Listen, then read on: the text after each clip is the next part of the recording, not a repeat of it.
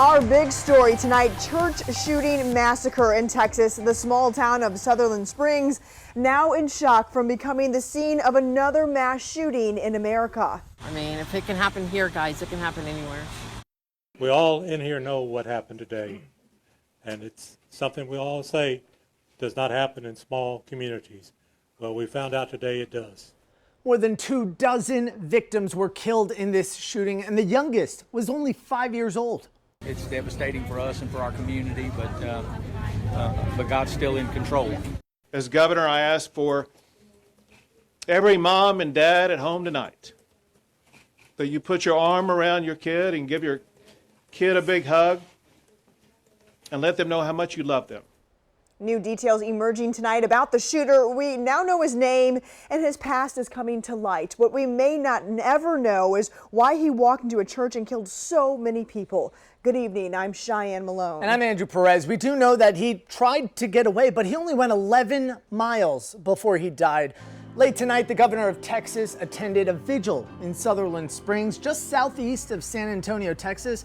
About 100 people were there within sight of that church. This shooting taking place during Sunday morning service. Families crying together in prayer. The state of Texas shaken up by a lone gunman in a church. As governor, I ask for every mom and dad at home tonight that you put your arm around your kid and give your kid a big hug. At least 26 are dead and 20 others injured when a man stormed this church in Sutherland Springs, Texas with a rifle, shooting victims from ages 5 to 72. He was dressed in all black. That suspect crossed the street to the church, exited his vehicle, and began firing at the church. That suspect then moved to the right side of the church and continued to fire.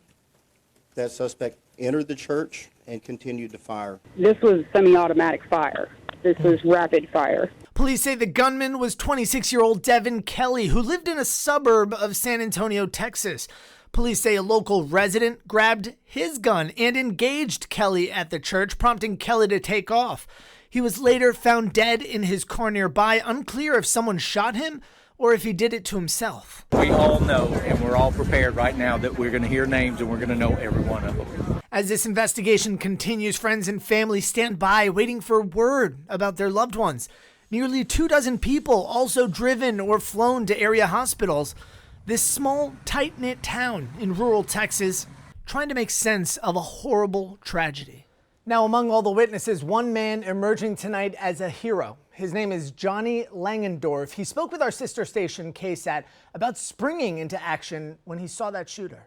I pulled up to the intersection where the shooting happened, and I saw two men exchanging gunfire, the other being a citizen of the community. And the shooter of the church had taken off, fled in his vehicle, and the other gentleman came and he said we needed to pursue him, that he just shot up the church. And so that's what I did. I just acted. He got a little bit of a jump on us, and so we were doing about 95 down 539, going around traffic and everything. And eventually he came to kind of a slowdown, and after that we got within just a few feet of him, and then he got off the road. Now, that witness says the shooter ran off the road himself, and that's when police took over. But by that point, 26 people were killed in the massacre, about 20 others injured. ATF and the FBI have now joined forces with local law enforcement just to work this investigation. And this is the deadliest shooting in modern Texas history. And now the entire community is struggling to stay strong. And be with us, dear, as we learn to deal with these days to come. Families in tears, waiting to see if their loved ones are alive, praying for everyone's safety. Emergency vehicles pouring into the town of Sutherland Springs, helicopters airlifting dozens of victims to area hospitals. Helicopters en route. The victims from the shooting range in age from 5 to 72 years old. The close-knit community doing its best to remain faithful. Anyone in that church that died, we know that they're in the presence of our Lord Jesus Christ right now. The small town of 650 people watching and waiting to hear the names of those who did not survive. We all know, and we're all prepared right now, that we're going to hear names and we're going to know every one of them. The First Baptist Church pastor Frank Pomeroy was out of town, not attending service today.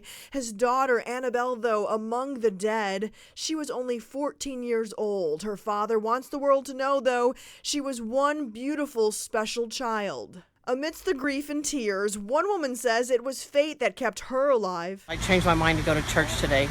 This community left wondering what would motivate someone to commit such a senseless act of violence, targeting members of a church. There aren't even words, are there? No, there's no words.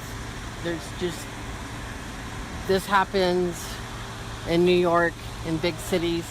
No one's safe. My dad's already taught me how to get the gun out of the safe and get them loaded. I mean, if it can happen here, guys, it can happen anywhere. It's highly likely that the shooter is either part of the congregation or at the very least part of the community.